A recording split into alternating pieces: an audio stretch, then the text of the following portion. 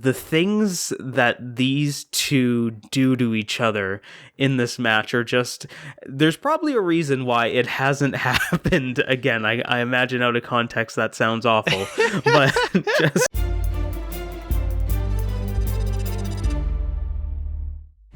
The Royal Rumble. 30 superstars step inside the squared circle for a chance to battle the WWF Champion at WrestleMania. And we're going to be going all the way back to the year 2000, January 23rd, 2000 to be exact. We're going to be heading over to the Madison Square Garden, where not only do we have the patented Royal Rumble match, we're also going to be talking about Triple H versus Cactus Jack. If you're a wrestling fan, this makes a lot of sense. If you're not, why does that guy have 3 H's, and who the hell is Cactus Jack? We're going to be talking about that right now on another exciting episode of A Cast of the Past, with a brand new episode each and every Sunday. We love to talk about video games and movies, and we got a lot of stuff in the archives, but we're also passionate wrestling fans. And last year, we talked about SummerSlam. This one, we're going to be talking about the Royal Rumble with yours truly, Juan Velas from Puerto Rico, joining me. We have our patented professional wrestling expert, Keith Hamilton. Keith, hi. You're the person that picked this show, and dare I say, this was like one of our first ever conversation pieces. Not just wrestling, but something about this pay-per-view always got you talking. Why is that? I can't really put a finger on it, but this is a show that's just really, really special to me. I think it's a combination of my wrestling fandom in around the year 2000 and how one of my favorite matches ever is on this show, but I always go back and look at this show very fondly, and when I'm talking about wrestling and the things that I enjoy about it, this is always very, very high on the list of conversation pieces. And then from Boston, Massachusetts, we have Ryan McNulty. Ryan, could you explain why is the Royal Rumble match so special? We have all the pay-per-views, and they all have their main events or opening matches, but this is completely unique. Why do wrestling fans love it so much? I think the Royal Rumble is just a very fun, unique match type. You know, certain pay-per-views, there's a few of them out there that do have a special match associated with them. You could look at Survivor Series for the Elimination Tag match. But the Royal Rumble is great for a number of reasons. You have 30 superstars coming out in, every couple minutes, and it goes until everyone's been eliminated over the top rope except for one person, and that one person gets a main event spot at WrestleMania. So the stakes are really high. There's not really any other match that has such a crazy reward to just guarantee you a main event at the biggest show of the year. So for that reason alone, and the fact that pretty much you get this match only one time of year, it feels very special. It does, and the WWE and F has done an amazing job of building up this road to WrestleMania. WrestleMania being their biggest show of the year. If you're at all a wrestling fan, it's kind of put on this very high plateau of a special event. So the Royal Rumble marks the beginning of this road to WrestleMania. So if you're a person that gets excited about WrestleMania, this is like the point to start your excitement. You start to see WrestleMania take shape at the Royal Rumble every year, and I think that has a lot to do of why this match is looked on so fondly, by myself included, just because it's kind of the beginning of this period of wrestling that you can just kind of go all in, and that ends at WrestleMania. Like, I love it. It doesn't matter how much wrestling sucks or how good it is. I will always get excited of the period starting at the Royal Rumble between WrestleMania. It's just something that just sucks me in, and I'll always enjoy it, and it'll get my full undivided attention. Yeah, and I think part of it is that it's like a multi-layer match, because in wrestling you usually have one-on-one matches and tag team matches, and there the objective is get a 1, 2, 3, right? But here it's like, who are the first 2 participants? So even though this pay-per-view does have other matches, I do think it's worth pointing out, just explaining, right? So the Rumble, 30 entrants, but then every 90 seconds, 60 seconds, 120, depends on the Rumble, a new entrant comes in. So it's always like, oh, who's gonna be the next one? Who's gonna get number 30? Statistically speaking, who has won most years? You get a ton of surprises. And taking us to this very pay-per-view, it took place in Madison Square Garden.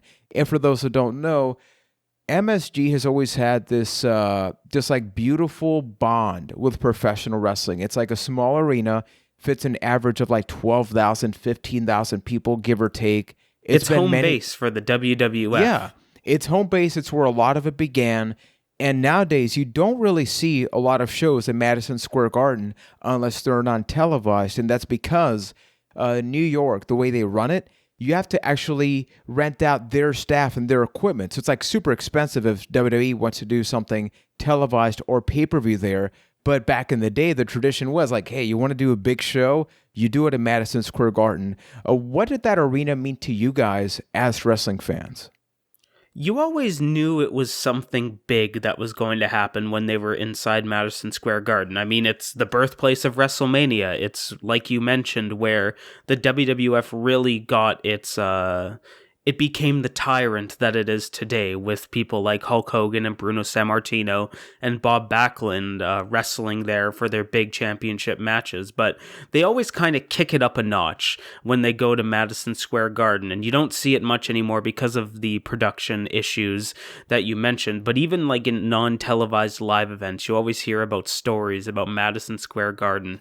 It's like this building has been mystified and just how incredible it is. Yeah, I always appreciated how WWE would utilize the little tunnel that Madison Square Garden had, and that always made it feel more unique than anyone else, any other area.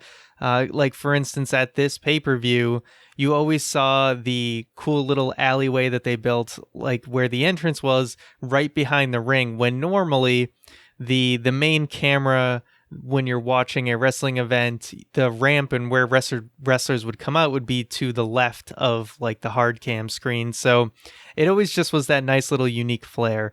Madison Square Garden has just always been an important piece for the WWF/WWE. I was fortunate enough to go there one time for a comedy show, so I didn't go there for a wrestling event, but it was very cool to just be in that arena for the first time. I was in Madison Square Garden. Yeah, same here. I was there when U.S. President Donald Trump was inducted into the WWE Hall of Fame inside of Madison Square Garden. It is a truly iconic place. And the other thing that's very interesting, so we talked about games that came out 20 years ago. That episode is available in the audio archives. It's available on the YouTube channel, and you can leave a 5-star review if you enjoy the podcast. We try to cover a little bit of everything because I think it's cool, right? To go back, like, think about the year 2000. Not only was it awesome for video games, but for wrestling, you were still in the Attitude Era, but it was a very weird time because the Attitude Era is that period from like 97, 98 up until like, I want to say early 2001. WrestleMania 17. Yeah, WrestleMania 17 would be the best way to point it out. But here, on one side, you had WWF, and you have this bona fide roster, but you had a couple of people that maybe were out. You had guys like Triple H that before, they weren't the top guys, but here they were giving them the opportunity. On the WCW side, World Championship Wrestling, it was the opposing company, and there, the ship was sinking. I was a huge WCW fan, so at this point, I was tuning into that show because I couldn't watch this one. I couldn't watch the Raw shows, right, every Monday, and it was just not a good thing. So, Ryan, because I know you're sort of the person that began watching wrestling sort of after this period, but then you're going back and watching Royal Rumble 2000, what you think of it? So, yeah, I started watching wrestling in this year, in 2000, but it wasn't until like the fall, around October, that I was really getting into it. But I do remember my friend having this show, and I was able to go back and enjoy it. Coming back to it now, overall, I thought it was a pretty enjoyable show. It's really a 2-match show. You're talking about the Rumble, you're talking about Triple H versus Cactus Jack. Everything else was kind of, just there. I will say some of the losses in terms of who was not available for the roster at the time, either due to injuries or whatever, was definitely felt around this time. I think they were definitely feeling that there was a little bit of missing star power but certainly you had, The Rock there to kind of fill in. But just in terms of overall show, like I said, I felt it was very much a 2-match show, but I will say that my number one praise of this show is it knew where to spend its time. That the things that, except for one segment, it knew where to spend its time. Kurt Angle doing his little open challenge, they don't waste your time. Those matches are really quick. Every other match that you would think people probably wouldn't care as much about, they didn't spend that much time on it. Something I think that modern day wrestling could learn a lot from in the past is, if people aren't that interested in it, don't waste their time. Don't spend too much time on it. And I think that's what this show did great, aside from one segment, of course, is just time out the show perfectly. And it's Keith, true. In your case, how many times would you say you've watched this? I'm not talking about Cactus Jack versus Triple H, because that's like one of your top 5 matches. Overall, what would you say that number looks like? If you include the Royal Rumble match in it, it's, I would say, around 10-15 times, but I haven't gone back and watched the undercard of this show very often. Maybe that's only 2 or 3 times, because it's very much like Ryan said, it is a 2-match show. I wouldn't make the case that you could even call it a 3-match show with the tag team tables match, but they do a very good job of just focusing time where there needs to be time. And I'm trying to think of the word here. Words, almost Keith, like words. Words are really hard. You can do it.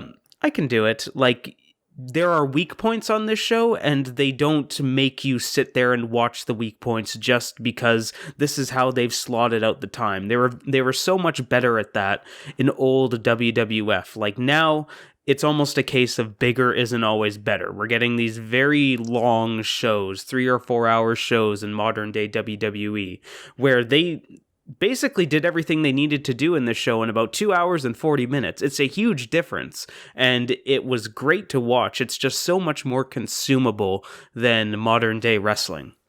Yeah, for those who don't know, sometimes now, WWE, which is still the same company, has shows that last over 5 hours, and that does not include pre-show. So you can be looking at you're looking at a 2-hour pre-show. WrestleMania can go to 7 hours. It is ridiculous. Like, I can watch my favorite movie, but there's only so much that I'm willing to take. And I think that another reason, as we actually talk more details about the show, it's like the atmosphere in Madison Square Garden, in New York, in the Attitude Era. This is peak wrestling, right? Not just peak wrestling, it's the peak wrestling audience, because the New York audience for wrestling has always been like super rabid, like wild, but because it's the Rumble, you have an international flavor. You have people traveling all around the world. You look at those fan signs, so it's like, it could be the crappiest match out there, but the feel, the vibe, it just makes it absolutely awesome. This was the point where the WWF was the only game in town. Like, yes, WCW existed, but the WWF was just so far ahead of it that it wasn't even competition. It's very much like WWF versus TNA back when that was a thing. And the fans showed it. It was before that the WWF knew that it was winning and just kind of gave up. And they were still trying really hard, and there was this lack of star power, but there was people rising up to fill that slot of the bald man that got hit by a vehicle 2 months earlier and just doing an incredible job of doing so. I think it's something that you really need to think about as a wrestling fan going back and watching this show. It feels like a giant time gap, but a month earlier, Triple H it was that Vince McMahon versus Triple H match, the match that really put Triple H as the top guy. It's fascinating just how much of a difference there is in that month's time gap of like the perception of somebody like a Triple H, how him and The Rock and Mick Foley to a certain degree, even though Mick Foley only had a couple matches left, just came in and filled that void that Stone Cold Steve Austin left when he got hit by a car. And it's great. It's a wonderful show because of it. Yeah, and I think that when you look at the year 2000, And you talk about Triple H, you can make a lot of comparisons if people watch wrestling around 2006, 2010 to Edge. Edge was a tag team wrestler, but then they gave them that opportunity. The three of us, we were talking about that as it actually happened. Like, wow, Edge is going to become the top guy, but he was like in that tag team with like E and C, and he's going to be the top guy. It's funny to realize that Triple H was in that spot. But as we begin the show, we kick it off with a video package. This has always been a tradition with the WWF shows, but personally, I love the video packages that they did back in the day because they were like this B to C grade movie trailer where they even had voiceover like Triple H, and then they would put a quote, "I am the game, Cactus Jack, bang bang." It's like they would do these little things, and was it kind of cheesy? Yeah, but guess what? We're talking about wrestling. That's kind of the whole thing. But it pumped you up. Even if you didn't know what the hell was going on, I was watching this sort of forgetting all the context that you mentioned, Keith, right? But you look at the video packages and it gets you warmed up. To you immediately. Exactly. Any thoughts about the video packages, not just the one with Cactus Jack and Triple H, which was the personal issue, but what you think about those as a whole? I mean, WWE has always been on another level when it comes to video packages promoting their big matches and events.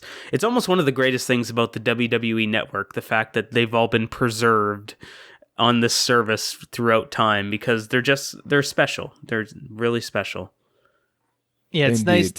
nice to just see them during simpler times, like to see where they came from. And yeah, back when we didn't have LL Cool J introducing WrestleMania. Yes, yeah. It's nice to go back and just see when it didn't have to be so complicated.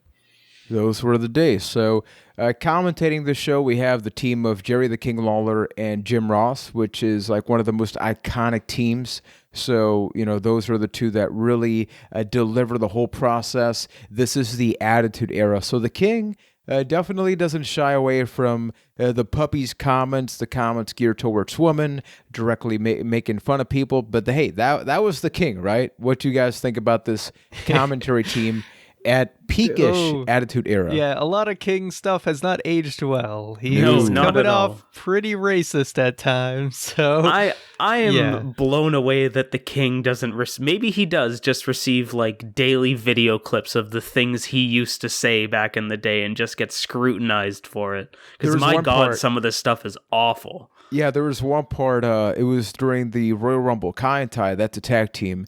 They come out.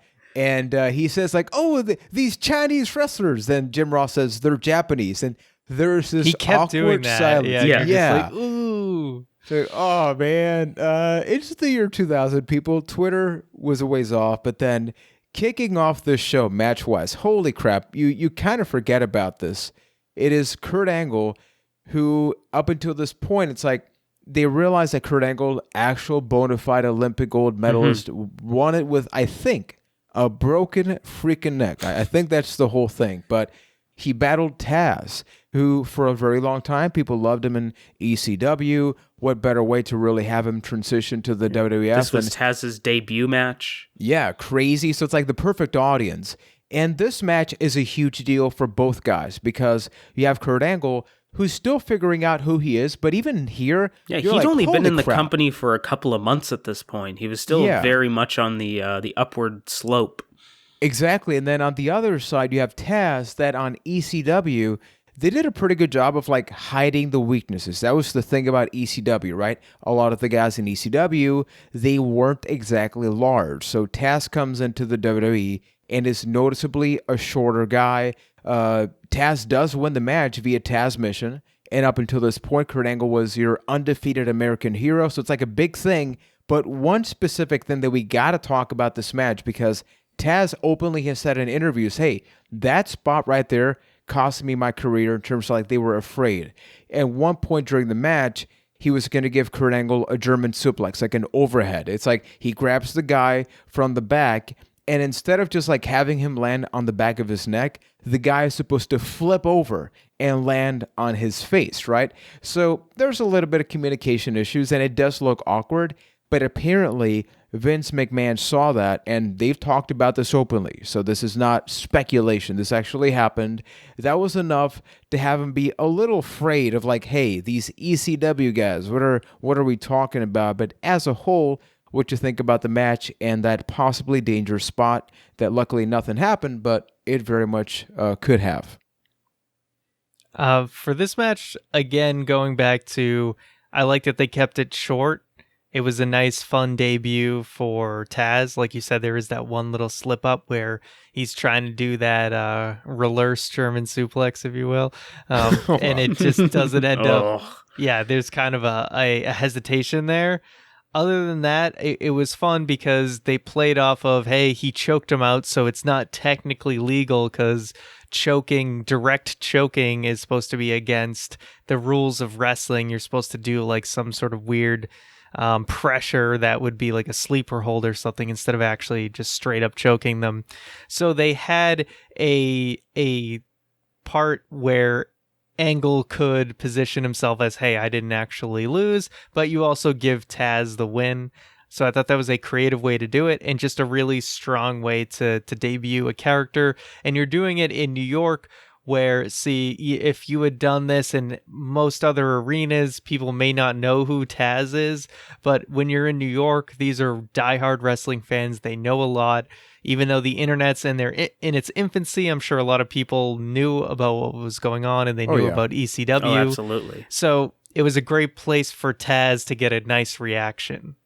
Yeah, it's just ends up being disappointing from that slip up and what ended up happening with Taz. It really showed the difference between the WWF and ECW at that point. How, I mean, in ECW, you could drop a guy on your head 8 times in a match and nobody would look the other way, but you need to be careful in places like the WWF, and it always makes you wonder what could have been for Taz. I think that, hey, Taz ended up A-okay, but from a wrestling side, it did really derail his career because, I mean, go fast forward a few months and Taz is the guy that beat Kurt Angle in the Royal Rumble. Taz was in one of the worst matches ever in a multi-man hardcore match at WrestleMania a few months later. It just showed that hesitation in full force, and it's disappointing.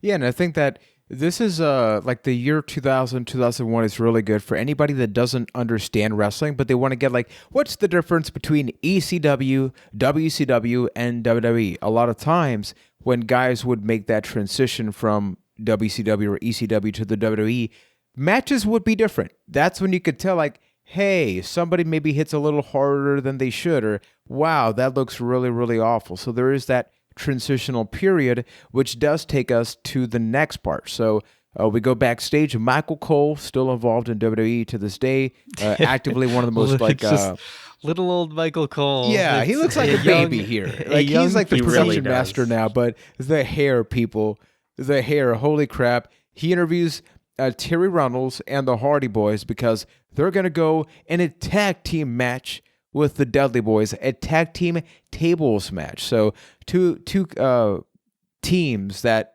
definitely just like synonymous with tables, ladders, and chairs. It's New York. Talking about ECW, you do have the Dudley Boyz that still have that homecoming crowd of ECW, of New York, I should say. What do you guys think about this match that I don't think really gets talked about a lot? You see clips from this match like Jeff Hardy jumping off with the Senton Bomb, later the Swanton Bomb, but this is kind of forgotten in the grand scheme of ladders and tables matches, in my opinion. Yeah, and to go back a little bit, talk about two people that made the ECW to WWF transition perfectly, the Dudley Boyz. It seemed like they had been there for years at the point of this match, and it's really, I love this match. I think it's a great match. I just think it doesn't get talked about because of how high and how insane the stakes got between these teams, because this is really like TLC hadn't happened yet. TLC would come later that year. They would have an amazing ladder match at WrestleMania a few months from now. This is almost like extreme baby step of where they would go, and it's a phenomenal match that should get talked about more, all from a positive way that it really showcased the Hardy Boyz and the Dudley Boyz, and in a negative way of this is why chair shots don't happen anymore, because my god, some of the chair shots that Bubba Ray Dudley took in this match, I am amazed that he can form sentences at this point in 2020, because those are brutal. Yeah, this match, it's just a car crash from start to finish, pretty much. And I think you guys basically pointed it out that, I mean, at the end of the day, there's just more memorable matches. So this just kind of gets glossed over in the history of, you know, Dudley Boyz, Hardy Boyz, and Edge and Christian. This, I wasn't necessarily super fond of how they handled the tag team table match in this. I felt like it was a little awkward because I think this is the first one, and that's why that is, because through most of the match it felt like JR and King didn't even know the rules to this match. And I think that is what took away from this match for me, is the fact that they couldn't understand basically what was going on, and it's a little weird that if you get put through a table, they were still kind of hanging around. Yeah, just to clarify, that was the whole thing. Like, usually in a tables match, I get put through a table by my opponent, I lose the match. But in here, it's a tag team one. So we have Matt and Jeff and Bubba and Devon on the other side. So say Matt Hardy got eliminated, he could totally still be in the match. Like, he was just like the first one eliminated. So if Jeff Hardy was put through a table, then the team would lose. But it was like, oh, I got put through, but I guess I'm still involved. So it's like maybe a way to keep the action going. Yeah, but I kind of like it because it almost adds this like defense element to a tables match where, okay, I'm done, but now I got to make sure my partner. Yeah, in the world of wrestling where it's just came off as very, very messy. And I think that was the biggest thing that took it away from me, was that it was a little nonsensical in how it was ruled out. I don't recall how they do a match like this today, but I would feel like the ref would send them to the back or something if they 100%. Were put through. Probably. And so they've learned their lesson since then. So that was kind of the thing. There's some great spots that you can put in a highlight package, but as far as the full match itself, I can see why it's not really highlighted in the same way as the ones to come, because they only refined and improved that formula going forward. Yeah, so as I mentioned, in this match, the Hardy Boyz do win via a Swanton bomb through the tables. Like, this is a clip that still gets used to this day. Like, you talk about tables matches, obviously the resolution is not the same as glorious 1080p or something like that, but we do have that. It's in a lot of those "don't try this at home" packages. Yep. Oh man, I'm looking at the agenda. That's just Jeff Hardy. Yeah, guys, we got to talk about some stuff now responsibly. Oh, you mean an Intercontinental title triple threat match, right? Because we're just going to block out 30 minutes of the show. That is technically the third match, but people.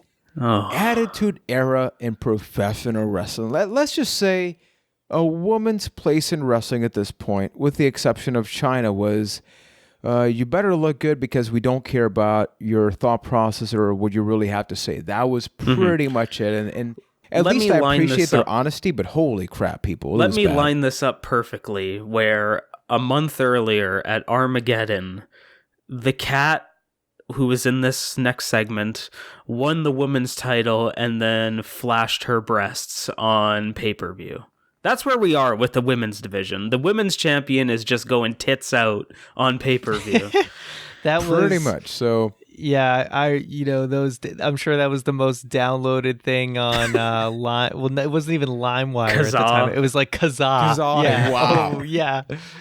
Holy crap. Yeah. I haven't heard that name in a while. So it is the Miss Rumble contest, people, featuring the first Ivory. Annual. The first annual. How many more did we see after that? A fat goose egg. Based on how this one went, it's no surprise why we never saw another one again. So it was Ivory, Terry Runnels, Jacqueline, BB. First of all, who the fuck is Beely? BB. Who the fuck is BB? If I remember correctly, she was like a Sable super fan that eventually god on television. She was like Sable's bodyguard, and then Sable left, and then the WWE was like, well, what the fuck do we do with BB? Wow. Well, when I saw her come out, I'm like, I'm gonna ask this question in the podcast, and I don't know whether you guys are gonna be like, how do you not know who this is, or you're gonna agree with it, because I'm like, I've never heard of this woman in my life. I have no idea, man. But then we have Luna Vachon, who's like, I mean, that's definitely a recognizable superstar in wrestling. We have the Cat. So something else I realized is like Andy freaking Richter is a guest judge here, and he looks like a little kid. I am so used to him, like, nowadays, you know, how he looks, but, you know, talking about Conan O'Brien and all that stuff, like, Andy Richter's there, but then Mae Young actually steals the show. Mae Young's freaking awesome, people. Like, yeah, we actually got to see some puppies. It was censored, so Mae Young, probably like 125 years old at this point. She came out as well. We got to see her glorious, bodacious bod. She flashed her boobies when she won because the judges, rightfully so, voted for Mae Young. And can you blame them? Let's be real, No, people. We know what Andy Mae. Richter likes. It's gonna be Mae. Yeah, I mean, for the troll factor alone, I appreciate that they let Mae Young win this one. It would, because anyone else wins and this segment falls even flatter on its face, because even the crowd, even this is Attitude Era, and the crowd did not seem that interested, except for maybe the Cat. But even then, like that, like the King freaking out over bubble wrap, I don't get it, you know. I don't know, but we got that Out of bikini context contest. sentences. Yeah. Then after that, the coach, was this his first appearance? Because they made it seem like it. Oh, it was little baby Jonathan Coachman. Oh, Being he was bawled by he the was fans so in WWF New little. York. Oh, he's adorable. He's so little in this.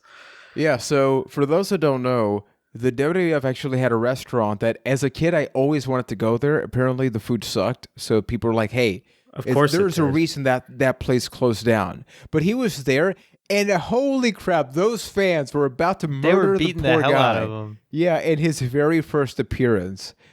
That's pretty much all I got to say about that. So now, we move on to maybe one of the more interesting matches. In this one, there's a lot of context, so it's a triple threat match, Intercontinental Championship. So we have dual champions right now between Chris Jericho and Chyna. They're 2/3, and then the third participant is Hardcore Holly. Hardcore Holly, like when you think about the Attitude Era, nobody immediately goes like, hey, Hardcore Holly, but he was always kind of there. And I have actually heard his audiobook because I thought it was interesting. It actually was. And this was he was apparently so annoyed backstage that he never got championship opportunities, got a push.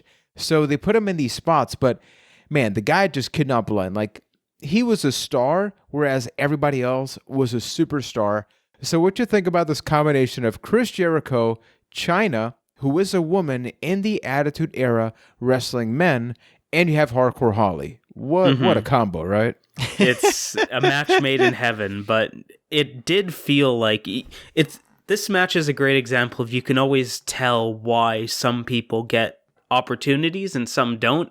And I mean no offense to Hardcore Holly on this one, but it felt like he was wrestling his own match in there, where Chris Jericho and Chyna were there to do their thing, and then here's Bob in the other corner just kind of wrestling his own match and doing his own thing, and it felt very very out of place in the match. And I enjoyed the whole Chris Jericho Chyna aspect of it. It's something that I look back at very fondly, this feud between Chris Jericho and Chyna, and just how much fun it is, because it really showed off the personality of Chris Jericho, that thing that he was most known for in WCW, my opinion. Like, yes, he had great matches, but the personality of Jericho is what made him a star.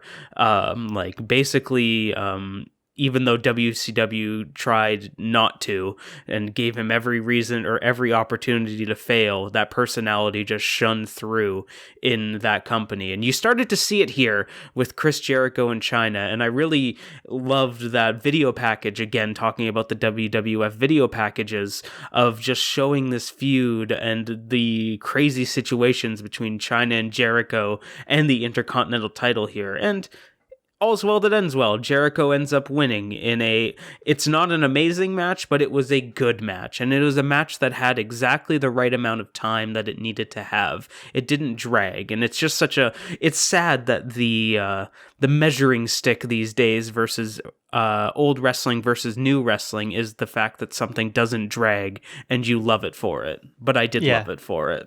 So for this match, again, I think a lot of things with the Attitude Era, outside of a lot of the main event matches or some of the triangle tag matches that were super memorable from this time, it was more about the story than the match, right? And I think this is another case here where you needed a resolution to this co-champion Intercontinental thing where Chris Jericho and Chyna were sharing the Intercontinental title. So you got some resolution with Jericho becoming the definitive Intercontinental Champion. But as a quick aside to come back to what Keith said for match times, just to let everyone know, every match up to now, like, here's the times. Okay, the Taz and Kurt Angle match was 3 minutes and 15 seconds. Hardy Boyz, Dudley Boyz match was 10 minutes, 18 seconds.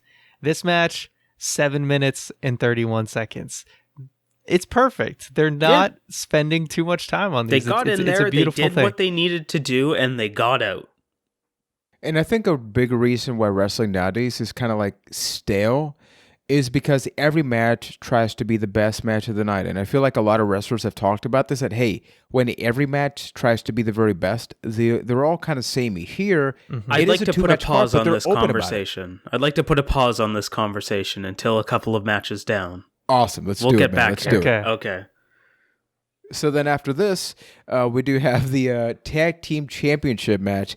How long was this match before I even talk about it? This was 2 minutes and 39 seconds. Correct me if I'm wrong, but I think the video package for this match was longer than the match. Which was weird. Okay, so we have the champions, the New Age Outlaws, so Billy Gunn, the Road Dogg, the D-O-double-G taking on the Acolytes, Farouk and Bradshaw.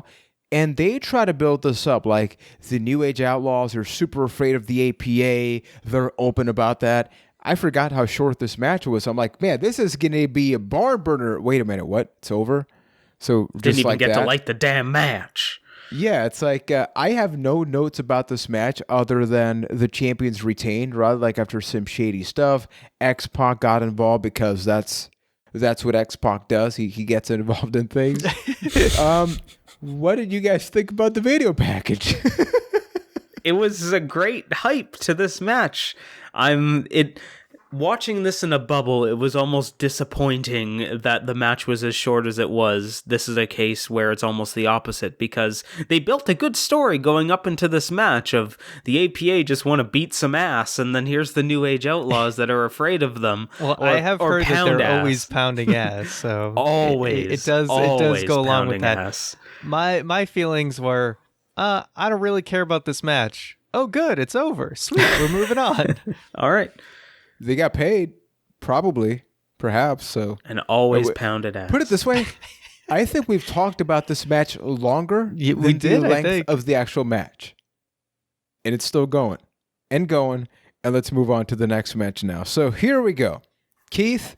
Now we're in the good stuff. You know what? You get to introduce this next one. What do we have? All right, this next match is for the WWF Championship. It's probably my favorite match of all time. It's Triple H versus Cactus Jack. This is a moment, like I mentioned earlier, that Triple H was on the incline at this point. He wasn't really a proven champion. A few months earlier, he had won that WWF Championship for the first time, and he was really earning his spot as a top guy. He had just beaten Vince McMahon half to death a month before, and we were at the very infancy of the McMahon-Helmsley era going into this match, and this is the match, as far as I'm concerned, opinions might be different, but this is the match that put Triple H on the map.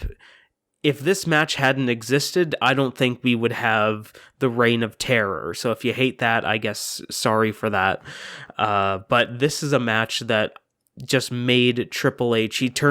This is where he became a superstar in comparison to just a wrestler. He became the game, the cerebral assassin in this match. And Jack Swagger?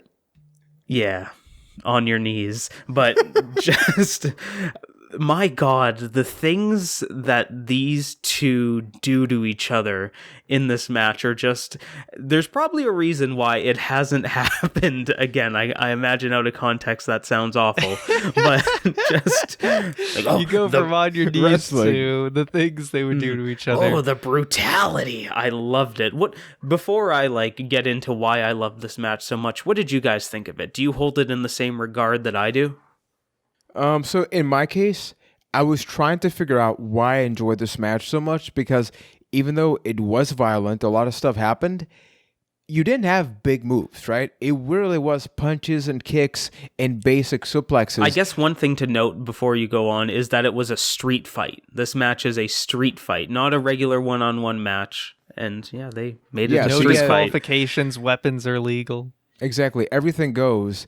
And the same thing that we talked about APA and NAO, oddly enough, applies here. It's like when you build a story, whether the match is long or short, you're interested in it. You're curious about it because you see Triple H, who has everything to prove because of the position he's at and the growth of himself in the company. And then on the opposite side, you have Mick Foley / Doolove / Mankind / Cactus Jack. You know that his career is going down. There's not a lot more time that we're going to have Mick Foley in a semi-full-time basis. So it's like passing up the torch in this very violent match in Madison Square Garden. And I think it's like all the stars were aligned. And what I loved about the match is like the facial expressions. You saw the zoom in at the very beginning of the match, and that right there, like the face that Cactus Jack made, I'm like, man, I don't know what's about to happen, but I cannot tune away. And I feel like that right there is lost because nowadays we focus on all the moves. Here, the moves only made the storytelling that much better. It's true. You can boil it down to one line by Jim Ross in the middle of the match of the fact that these guys are doing this to each other for the biggest prize in the game, the World Wrestling Federation Championship. You just don't get storytelling like that anymore, where it's just now this contest almost of big match after big match to finally see which is the big move that puts the guy away. This was just two guys telling a story and beating the living piss out of each other at the same time, just basically bringing each other through hell just for the opportunity to walk away with the WWF Championship. You don't get that anymore. Ryan, you're like a really big fan of Mick Foley, right?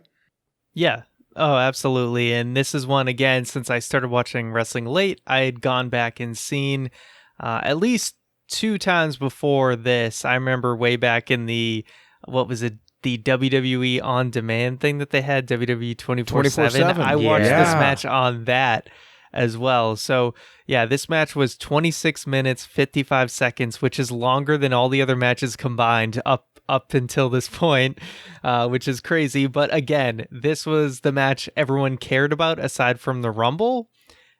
So they gave it the time that it needed.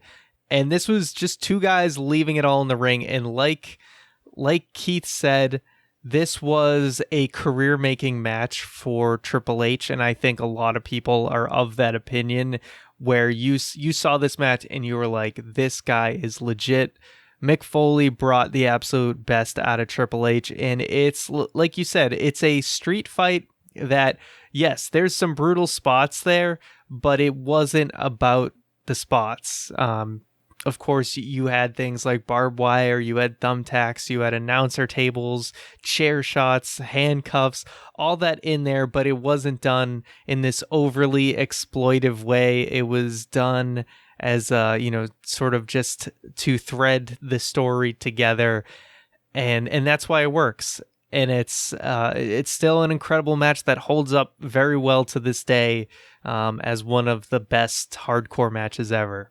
It wasn't just violence for the sake of violence. When they went to those extremes, they told a story in doing so. They managed to work a barbed wire 2x4 into the story of Cactus Jack as a character, where he just kept going back to it, almost like he was possessed, using it on Triple H. Even if Triple H turned it around on him, he just kept going back to that 2x4 and having Cactus Jack just screaming there, like, hit me with a steel chair, and getting back up almost more enraged. They called him like a bull at one point. It's like a bull seeing red through this steel chair. Just being able to take these things and having reason behind it, even all the way down to the finish, where they when Triple H finally hit the pedigree in this match, they really hyped up, like, my God, nobody kicks out of the pedigree, it's over. Boom, Cactus Jack kicks out. So what does Triple H has to do? Well, he has to take this deranged sick man and kick it up a level. So I'm gonna pedigree you onto some thumbtacks.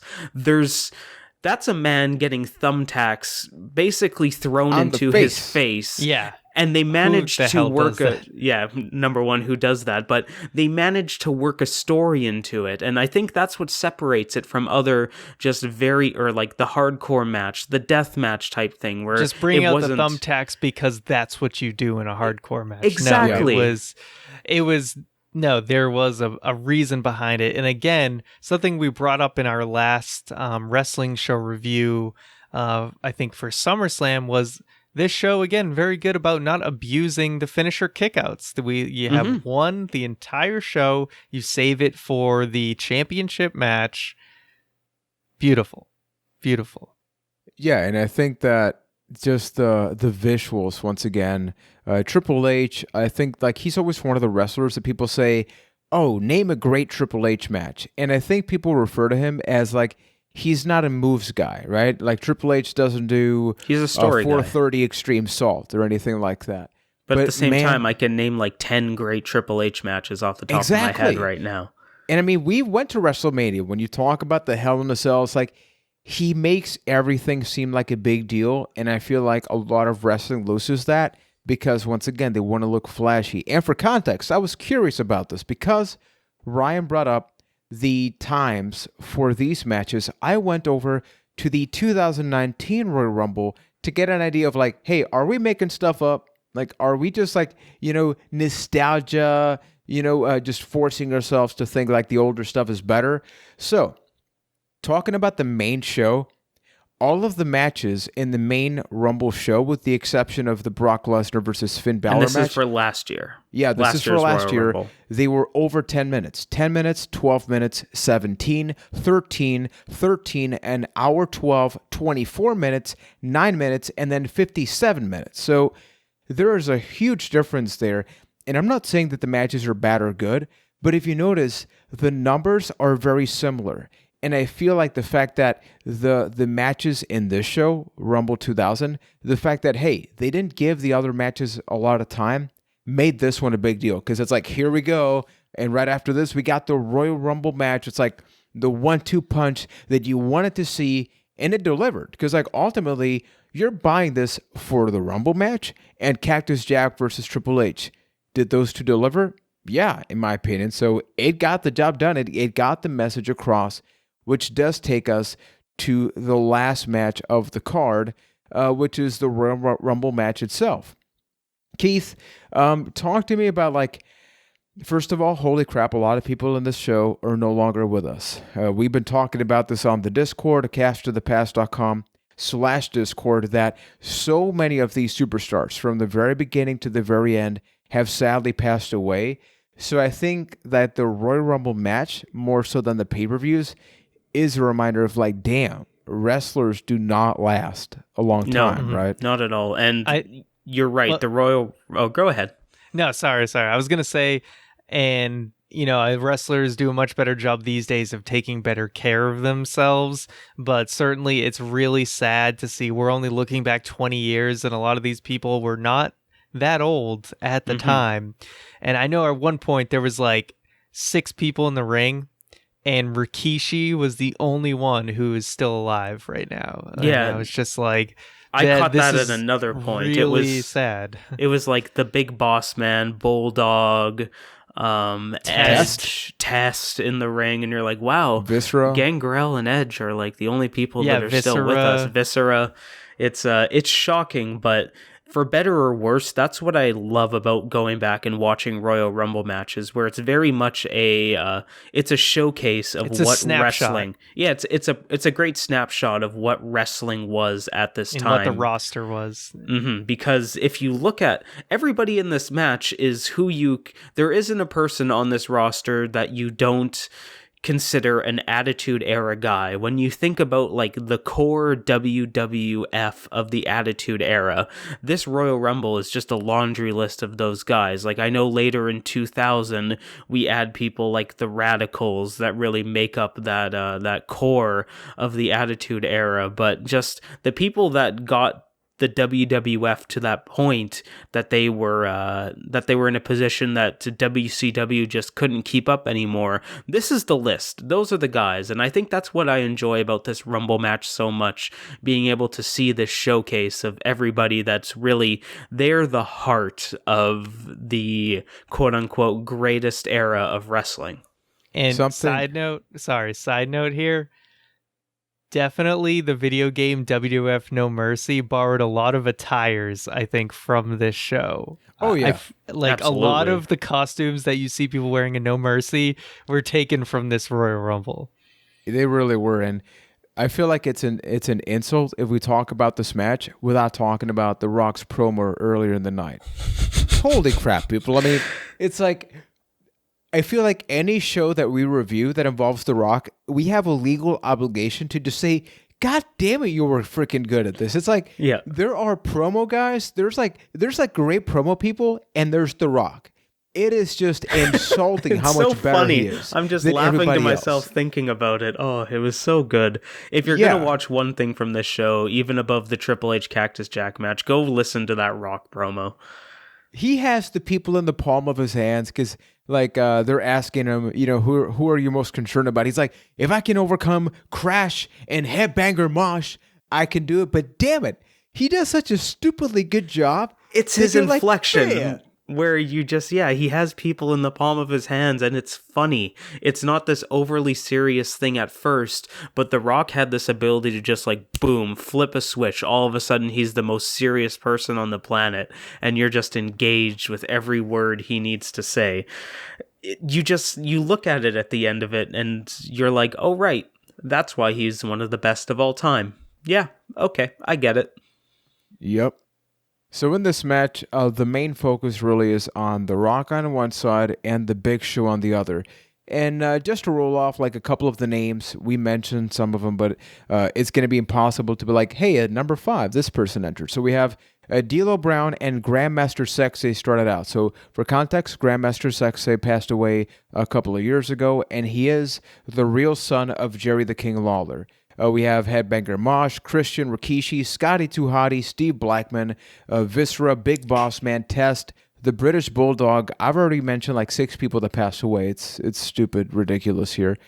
Gangrel, Edge, Bob Backlund, Chris Jericho, Crash Holly, China, Farouk, Road Dogg, Al Snow, Val Venus, Prince Albert, Hardcore Holly, The Rock, Billy Gunn, Big Show, Bradshaw, Kane, The Godfather, and we ended with the top dog, with X-Pac. What do you think of this combination? Like, if this is a snapshot, as you both mentioned, of the WWF in the year 2000, looking at this roster, what kind of impression did it give you? As I was going to say, as I said earlier, you felt like some things were missing. Like, you don't have Stone Cold and you don't have The Undertaker. So those are really big omissions that you feel because both of them were injured at the time. So the star power, you already had Triple H and Cactus Jack doing their match. So really it was down to The Rock and the Big Show as the biggest names. Of course, you also had Kane in the mix as well. And most of them did not come out till the very end of the match. So Rikishi was like the most over guy at kind of the start, where people were really rooting for him. Did it bother anybody else the way Jim Ross kept saying, Rikishi, Rikishi, Monday Night Rikishi. Yeah, it was a little weird. I loved the whole dancing spot they did with Rikishi and Too Cool. That was like a really fun thing to do in the middle, and people freaking loved that dance. That dance was so over. Like, that was more especially over than the most beginning people part. on the It's roster. like whenever you put your head down, it's like, oh man, it's about to go down. Yeah, as soon as That those music lights went hits. off, like, people just went insane. So overall, I felt like the match was pretty good, but I did feel like once Rikishi got eliminated, they didn't really have a notable person in there for you to root for that much until you got to like towards the end. So I felt like the middle of it was kind of dull, but then it obviously picked up towards the end. Mm-hmm. Even just beyond the roster itself, I think this Royal Rumble match extends to being a good snapshot of wrestling at that time because it's mediocre. It's fun to go back and look at, but most of this match was mediocre. Very much like a typical wrestling match from the 2000s. A lot of the people in this match, with the exception of like The Rock, Big Show, Kane, at the end, is who would fill these normal 3 or 4 minute matches on Monday Night Raw every week. And just seeing them in this prolonged time, some of them anyway, it felt weird and a little off because you're just so used to seeing them in these little segments, and there was a severe lack of star power until the very end, and it goes a you long had way. Mr. Fuzzy Tits Headbanger Mosh, but Yeah, like people, seriously, what was that? Does anyone know the context behind that, or was there just no context? To quote Jim Ross, it was their alternative lifestyle. Yeah, so the headbangers people, they wear different clothing. Like, you don't need to watch the match, just look up headbanger Royal Rumble 2000, and yeah, you're gonna see some very interesting outfits. But that was their gimmick at the time. Yeah. They would always come out in weird stuff. They'd cut a promos like, yeah, I slept great. I got 3 minutes last night and drank 42 energy drinks. Let's go. And a bunch of people loved weird him for stuff it. like that. Yeah, love is a strong word. I feel like when you look at this roster, when you think about the Attitude Era, let me know what you think about this. It's like there were always all these guys. Like, look at Gangrel, Big Boss Man, Steve Blackman, Scotty 2 Hotty, Too Cool as a whole. It's like you always think about them, right? But you don't necessarily buy a pay-per-view. You don't go back to like that incredible Too Cool match. But they Name were your always favorite around. Scotty 2 Hotty match.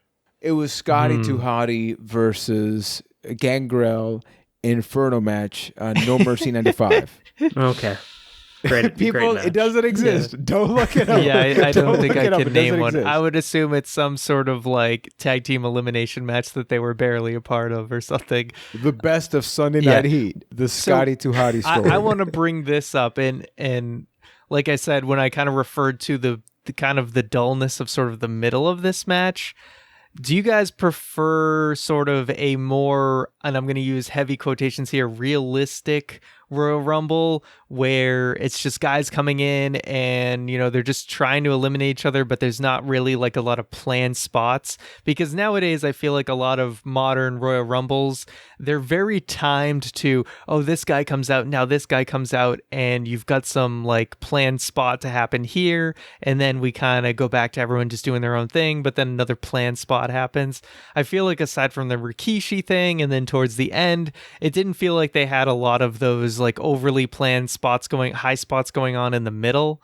And for that, it like, just because we're so used to that style, that's why it felt so dull.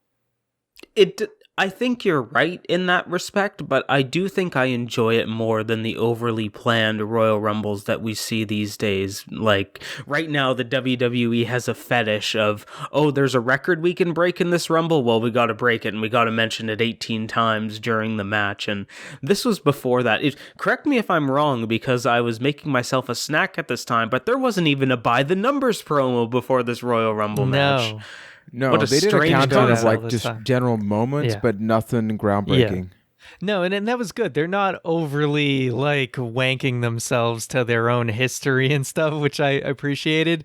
One thing I will say, like in reference to the high spot thing, was I felt like when The Rock came in, he needed to do a little bit more. Like the crowd was so excited to see him. He eliminates like one guy, and then it's kind of like, okay, now I'm gonna sit in the corner and everyone's gonna try to push me out. Yeah. Like if he had just like gone around, hit like 2 other guys out of the ring, the crowd would have just lost their minds. I felt like they were waiting for just a little bit more from him, and then it was just like 3 people just were trying to push him in a corner and he's holding on to some ropes. I think that in my case, I do prefer the Rumble matches they have now. Like, I stopped watching WWE regularly in 2016-17, right? But the Rumble is always awesome. And the fact that they do have like these planned out spots in the Rumbles now, the good thing is like you can go into it and they make it very obvious for like the casual what's viewer Kofi of what's gonna happening. do? Exactly. Yeah, exactly. Right? Whereas here, it's like it's a lot of things happening, but nothing is happening at the same time. It's like, oh, there's The Rock, but he does a whole lot of nothing in the match. But there's The Rock, right? You have Kane, you have Jericho and China. They're having this feud, but it's kind of on the side. So it becomes like a big cluster. So other than, hey, it's cool to check out like the initial moments and who wins, I feel like the middle part of the older Rumble matches, I think that the 90s one, like the early 90s, like everybody talks about Rumble 92. I would love for that to be one of the next Rumbles that we review, and then review one from like 2017, right? To look at like this whole thing of like early Rumble, middle Rumble, later Rumble, and how much that has changed, because I think that would be a fun conversation. Agreed. And before we get off the Royal Rumble match, I just want to give a quick shout out and a quick rest in peace to Taka Michinoku in this match, because my God, man, he dies in this match. I appreciated Kai and Tai coming in like every 10 minutes to just get eliminated again. It's a fun concept that they never really explored. That's also the difference between WWE then and now, is if they were to show that today, they would be talking about how dangerous it was, and how like, oh, we're checking in on Taka Michinoku. This ain't look ballet, at this, folks. Yeah, look at how brutal this is. Meanwhile, like, because it's Taka Michinoku, King is just laughing at him. I'm like, this dude, he's laughing at it and like, show me again, show me him dying again. It's like, Jesus, show him getting a severe concussion one more time. Like, holy crap. Also, they said hospital. They said hospital multiple times. Not local facility, medical facility. For those who don't regularly watch WWE, the hospital is a no-no word now, because somehow they think if I say, oh, he's taken to a hospital in New York, that a bunch of fans are going to try to go to, New York's whatever, like General Hospital. Here's the difference with that, and try and find him and give him like a get well card or something. The difference between that is after that spot, you knew that the place that they were sending Taka Michinoku to was the hospital. Yes. There was no other place he was heading after that. So even if you said local medical facility, you could probably figure it out. Yeah. And just for posterity, this match was 51 minutes and 54 seconds. Mm-hmm. So we have they all even the times. Kept it under an hour. Yeah. Yeah, so you got a lot of stuff going on. The Rock was the person that people wanted to see win, and I'm losing my voice, and he did win the match. So nothing surprising. The only surprising entrant was Bob Backlund. Like nowadays, it's like I feel like a good 20% of the Rumble participants are from NXT. They're legends. They try to pull back, right? To like, hey, who can we get as a surprise? But they also didn't have like and I quote again, Iron Man of the match, where it's someone who basically lasts almost the full match. That's like a tradition. Basically, when we talk about more formulaic Royal Rumbles and planned out stuff, there's kind of a few things that go in. And it's like, okay, there's someone who's going to get a ridiculous amount of eliminations. Kofi Kingston is the guy who's going to have the surprising way to get back in the ring without being eliminated. There's going to be an Iron Man in the match, aka the guy who will last close to or over an hour. There's a lot of these like tropes now that we expect, and this match didn't really have a lot of those. So, quick question. Do you guys know anything about the Royal Rumble match that's happening tonight as of this recording? Nope. Not a damn clue. So what if I told you, tell me how you think this is going to go. Brock Lesnar is entering the Royal Rumble number one. I did hear about year. this, actually. Forgot about that, yeah. So Brock Lesnar is currently the WWE Champion. Correct. Usually, you go into the Rumble to face the champion. You win, you face the champion at Mania. So Brock Lesnar is going to begin the Rumble as the champion, as the very first entrant, because if he wins, he gets to point at himself, people. He's going to battle what himself. happens if he wins? Have they addressed that? Then he He just doesn't gets have an to sit. opponent at WrestleMania. Yeah, he doesn't have one. He gets like a bye week on Yeah. WrestleMania, Pretty much. I'll be real. I love that concept because this but he is going to doesn't be... lose the title if he loses. Nope, it's not for the championship. It's just for the title shot at WrestleMania. This is going to be the longest match Brock Lesnar has had in over a decade. Yeah. Yeah. Think about Unless that. he just eliminates Yeah. himself. Unless Or he gets eliminated early. He'll go under the bottom rope and come back at the end of the night. He's going to get the Heath Slater or Crash Holly spot. He's going to just like disappear and appear at a convenience. But talking about Rumble 2000, now that we've gone match by match, is this a show that you would suggest? Like, Rumble 2001 is one of my personal favorites, the one that's a year after. The Drew And Carey one. Yeah, the Drew Carey one. That's honestly my favorite thing about it. I love the stage. I love Kane looked like a badass in that show. Scotty Duhati had a really good spot with Kane and Taker. Would you recommend this as the one to watch in the Attitude Era? Or would you kind of just be like, pick and choose some stuff, but you don't need to watch the whole thing? Would I choose this Royal Rumble match first? No. I think I would choose either 2001, like you mentioned, or 1998 when Stone Cold Steve Austin was just white hot. But this event, I would say, yes, I would recommend this event over most pay-per-views in the Attitude Era, mostly because of Triple H versus Cactus Jack. I do think if you take the combination of Triple H, Cactus Jack, and the Royal Rumble match, it's a very good 1-2 punch of matches. But to just think about the Rumble match on its own, it's actually pretty low on the recommendation list. It's a fun watch. It's a really fun watch, especially for poor Taka Michinoku, but it's not very high on the recommendation list just by itself. At the end of the day, just watch Triple H versus Cactus Jack. It is the thing that is most worth your time if you have to watch one thing on this show. So that's what I would suggest. I agree. Same thing. Check out maybe the tables match just so you get a context of like, hey, here's like the one of the not so memorable tables, ladders, or just tables matches that you can check out. But everybody watching and listening, please let us know. What do you think about the Royal Rumble 2000 pay-per-view?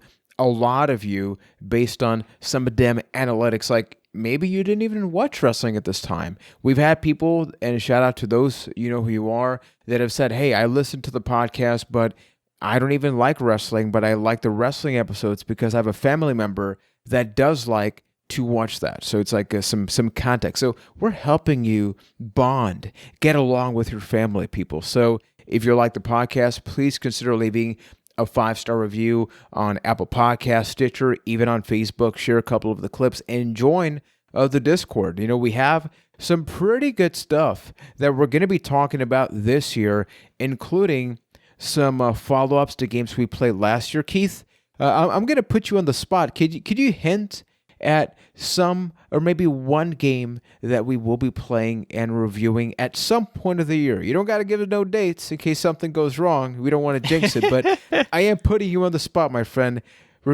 Give people a taste. What do we got going on? Let me tell you about a story about a man in a black trench coat and a rocket launcher, and he really loves looking up to the sky and seeing stars. It's Resident Evil 3, people. It's Resident Evil 3. I'm fighting to play that one. Yeah, so last year we talked about the original RE2 on the PS1. So this year, because we're going to be having the Resident Evil 3 remake, we thought, hey, let's follow up. Which, by the way, that Nemesis trailer. Holy shit. shit. Man. Oh my so god. freaking good. Have you checked that out, Ryan? At least the trailer. I have not. So freaking good. I mean, it is such good shit, as Vince McMahon would say. That Nemesis is good shit, pal. Yeah. Ryan, as the person that, you come from the Silent Hill family, You played RE2 on the PS1, you loved it, and you did want to play more.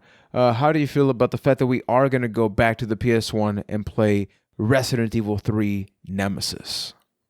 I'm excited because this is the one I wanted to play anyway, so I think it works out perfectly for me.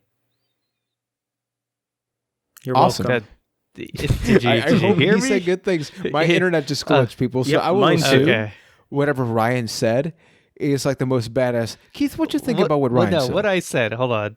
Now that you can hear me now, what I did say was this is the one I was going to play anyway. So I'm excited because naturally I would have played it. So now I get to talk about it with you guys. So works out great. Awesome. So people, don't be afraid the same way that we did the reacting to games that came out 20 years ago. We could do something related to that. It's impossible to spend an entire year reviewing 20 games when we talk about games, and movies, maybe we and review a wrestlings. Survivor Series because at this point we've done all the big four, right? Yeah. Or we've done the other. Right. No. We've got we Survivor did a Series Mania, left. we did a SummerSlam, and a Right. Rumble. So I guess Survivor forgot Series is next.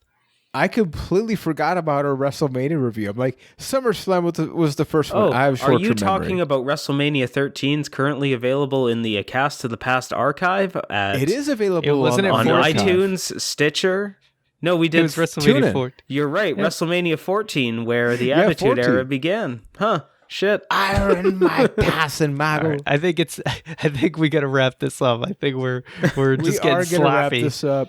If anybody knows who BB is, please hit right on Twitter, the Ryan McNulty, Slide and into just my let him know. DMs. I know that Wikipedia is a thing, but help Ryan out. Yeah. The Ryan McNulty, who the hell is BB? And then join me with pouring one out for Taka Michinoku. Rest in peace. Never forget the Taka. He's still alive, people. He is Yes, still he alive. is. He is. Yes. He just shouldn't joke about Michinoku that. drove himself into the mat. And I'm not even joking about this. Like, it's sad A about going cast. into a show like this. A To cast. the past. Words, Ryan. Yeah. Words. The end Never of forget this BB. show is like the beginning of Mick Foley's theme at this point. My God, we need to end It's a it. car crash.